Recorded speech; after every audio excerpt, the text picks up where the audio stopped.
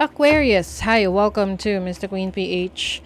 At ito ang energy update for you, January 16 to 31, 2026. So general reading, just take what resonates.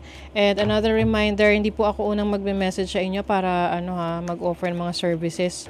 At hindi ko rin kayo ipa-follow. Kaya mag-ingat kayo sa mga nagpa-follow sa inyo na Mr. Queen PH at nagme-message sa inyo na nag-offer ng services. Hindi po ako yon, ha. I-check nyo yung mga account bago kayo makipag-transact dahil mga scammer yan. Okay, Aquarius. What's the energy second half ng January?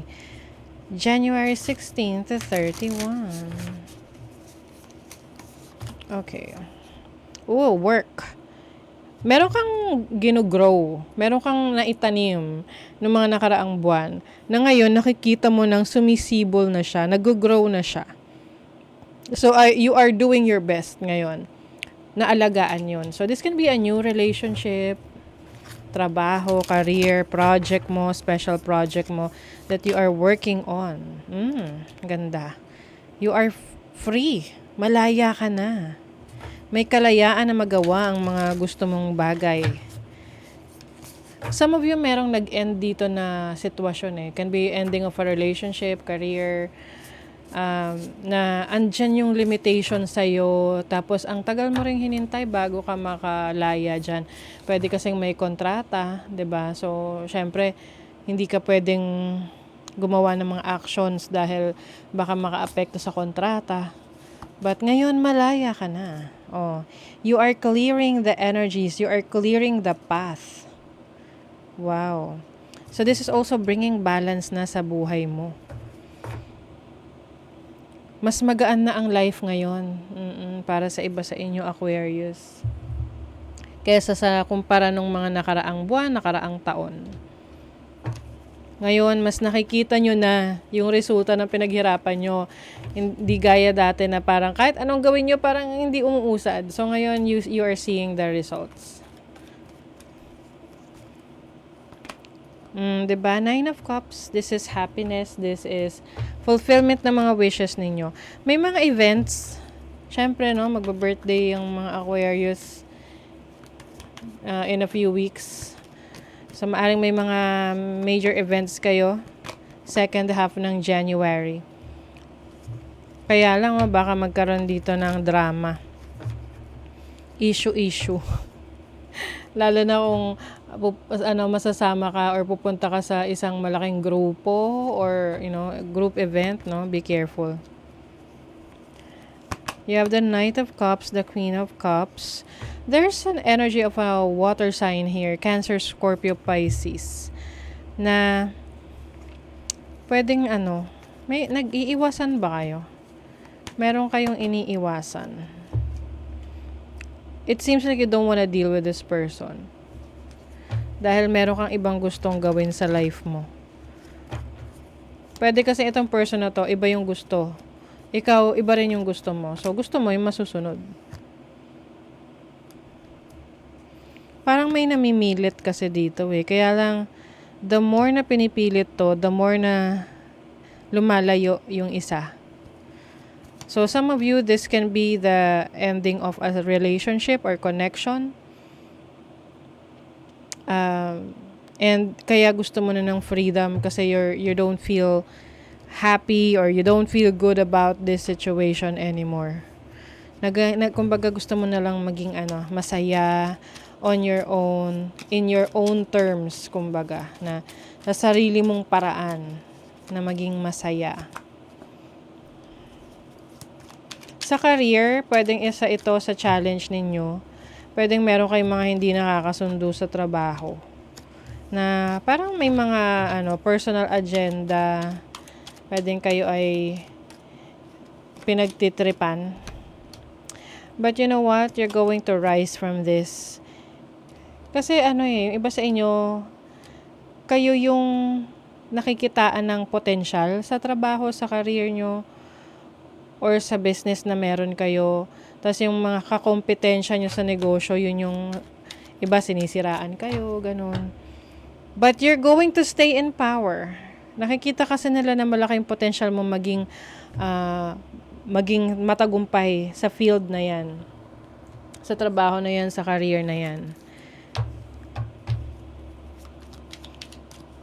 And you are, yung iba sa inyo, kasi mga Aquarius, Saturn ruled yan eh. Para ding mga Capricorn, no? Na matatag, malakas ang loob. Rebellious pa, oh. You have the Justice card, the Hierophant. Baback upan kayo ng galing at talento at mga taong naniniwala sa kakayanan nyo. Yung iba sa inyo, hindi nyo ba na-feel yan? Pwede kasi pinagkakaisahan kayo. Pinagkakaisahan kayo sa trabaho, sa business ninyo, mga kakompetensya ninyo. Dahil nakikita nila na marami kayong kakayanan, like magaling. Oo, tapos parang may mga kumukontra sa mga sinasabi nyo, may mga kumukontra sa mga plano ninyo. But you know what? You're going to rise from this situation. Ikaw pa rin ang aangat dyan. Kasi ikaw yung mas nakakaalam. At ipaglalaban mo kung ano man yung alam mo na hindi nila alam. Okay. Love life. Sabi rito, yung isa, hindi raw kayo parehong honest. Bakit? Hindi kayo nagiging honest sa isa't isa. Bakit daw kayo afraid na i-express ang inyong mga sarili? Para kasing meron sa inyo na parang gusto nyo na matanggap kayo ng person na to. That's why sometimes you tend to make up mga stories or situation para para ma-impress yung other person. Or vice versa, or reversal, no? Yung person mo, may mga bagay na sinasabi sa'yo na hindi na naman totoo para ma-impress ka sa kanya. O, diba? Ganon.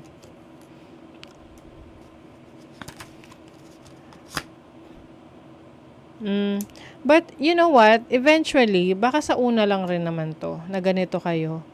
Kasi, pwedeng meron pa kayong trust issues eh.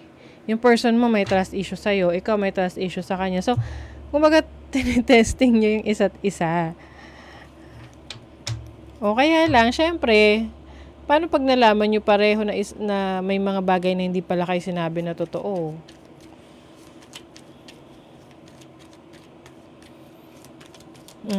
I need to move slowly with this, but trust that I am moving, even when it seems that I'm not.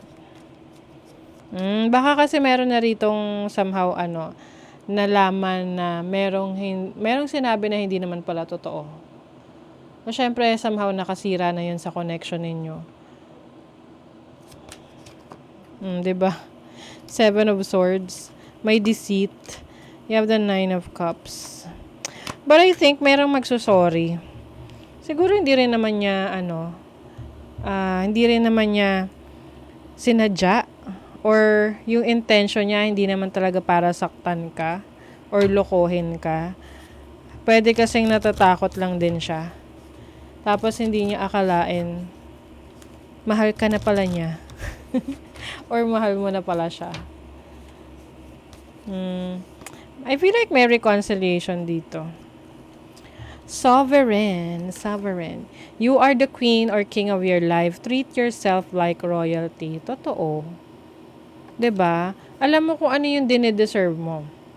Alam mo kung ano yung dine-deserve mo sa trabaho, career, kung ano yung dine-deserve mo as someone na hardworking with na merong kakayanan na something special na hindi kaya ng iba.